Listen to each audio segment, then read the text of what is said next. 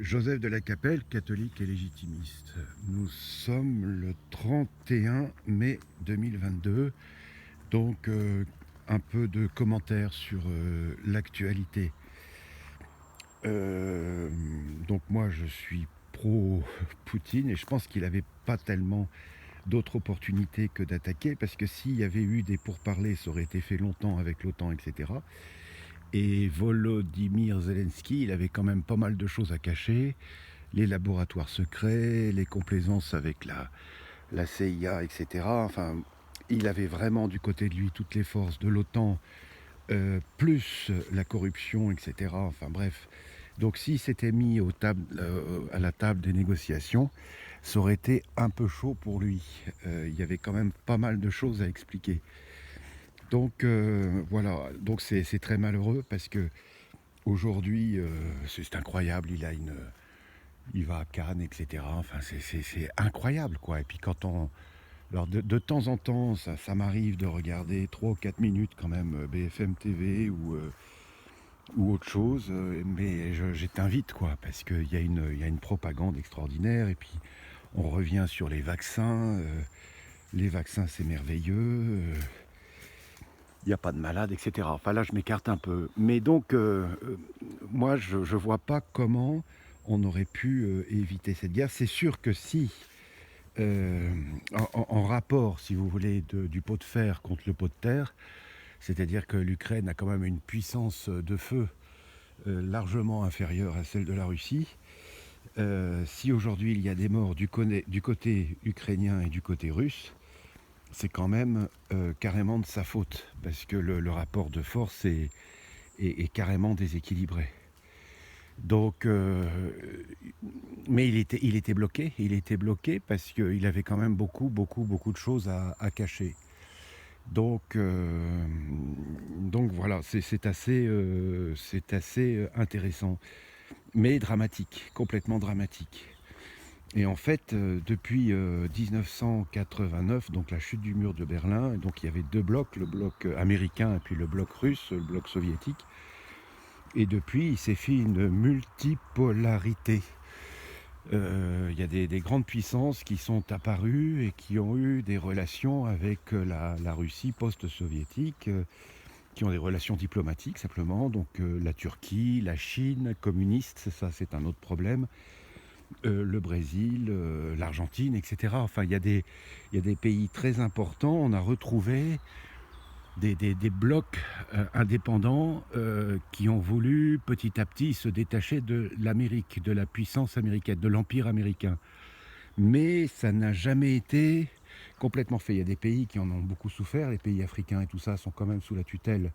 Alors aujourd'hui aussi un peu, enfin disons, aidés, on va dire, par les Russes. Mais quand même, tout le monde entier était un peu sous l'emprise de l'Empire, y compris le quatrième Reich, hein, l'Union européenne, c'est le quatrième Reich qui est complètement sous tutelle américaine de la CIA, etc. Donc il y a une évolution, puis à un moment, il y a M. Poutine qui a dit, attendez, moi je veux pas un gouvernement mondial, je veux un monde multipolaire. Alors là, je vais peut-être en choquer certains, mais c'est ce qu'a demandé notre Seigneur. Il a demandé à ses apôtres d'aller évangéliser les nations. Il n'a jamais dit allez faire un ordre mondial unique. Il n'a jamais dit ça. Il a dit d'évangéliser les nations, les concerts des nations. Alors le concert des nations, ça n'est jamais parfait, parce qu'il y a toujours des rapports de force, etc. Ça, on est bien d'accord. Mais au moins, ça donne un certain équilibre au monde. Voilà, il y a toujours l'homme restant l'homme et tout ça, et puis il y a des rapports de force, c'est obligé. Et ça, j'en avais déjà parlé, mais il faut le redire parce que c'est très important. Donc aujourd'hui, les morts en russes et ukrainiens, plus les milices néo-nazis, etc., plus le gouvernement de Zelensky, il y a quand même des choses qui apparaissent maintenant et on s'aperçoit que les prisons ukrainiennes, c'est pas vraiment ça, avec de la torture, etc., pour les opposants politiques, des gens qui sont enfermés, qui ne savent même pas pourquoi. Donc tout ça, ça aurait été très difficile au niveau des négociations, si on avait dû négocier, à expliquer. Ça aurait été très compliqué. Donc voilà, donc est-ce que... et puis la Russie, ça fait 30 ans qu'ils patientent, qu'ils essayent de négocier avec les Américains, et les Américains n'en ont rien à faire, quoi. Et donc là, on a une puissance qui dit aux Américains, écoutez, arrêtez de nous ennuyer, nous, on a une souveraineté, on aimerait que les pays qui soient autour de nous soient neutres, quoi.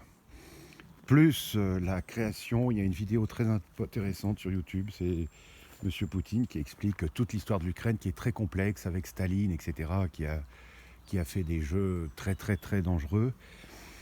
Donc voilà où on en est. Donc mais par contre la propagande d'État en France est assez fabuleuse, quoi. Moi je regarde très peu, je m'informe sur internet, etc. Mais c'est assez fabuleux, assez fabuleux. Voilà ce qu'on peut dire de manière un peu générale le 31 mai 2022.